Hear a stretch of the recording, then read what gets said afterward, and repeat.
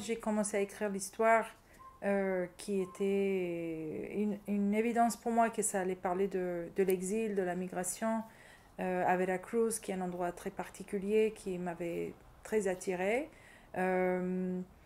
C'était au même moment que de mon pays, il y avait un exode de la jeunesse de nouveau vers 2009-2010 quand j'ai commencé à écrire. Et puis, ce que j'avais noté à Téhéran quand j'étais moi-même dans les manifestations, qu'il y avait des groupes de jeunes hommes, surtout, bah, aussi des femmes lesbiennes, mais des jeunes hommes gays qui étaient en groupe. Donc, ils se retrouvaient, il y avait une vraie communauté, même si c'était une communauté assez invisible pour le reste de la société. Aquí nadie mira para atrás conmigo. Aquí todo es pa'lante, mira, todo es pa'lante. Incluso esos perros que están ahí ven pa'lante. Et donc, c'était pour moi une grande préoccupation de...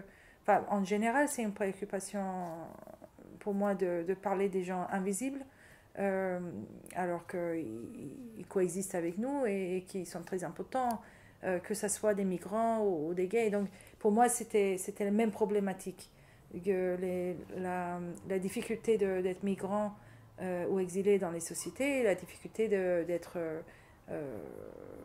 LGBT dans des sociétés où c'est pas accepté, ou même dans des sociétés où c'est accepté, mais très périphérique.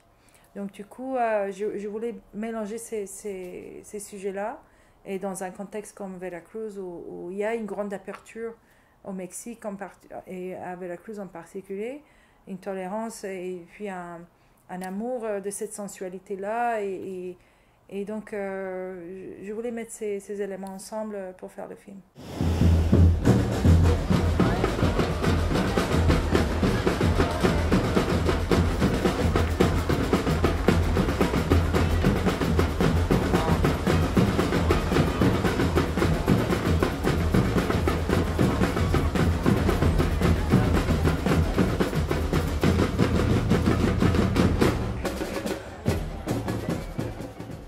Merci Queer Screen. Je suis contente que Luciel Nagas aura une maison chez vous.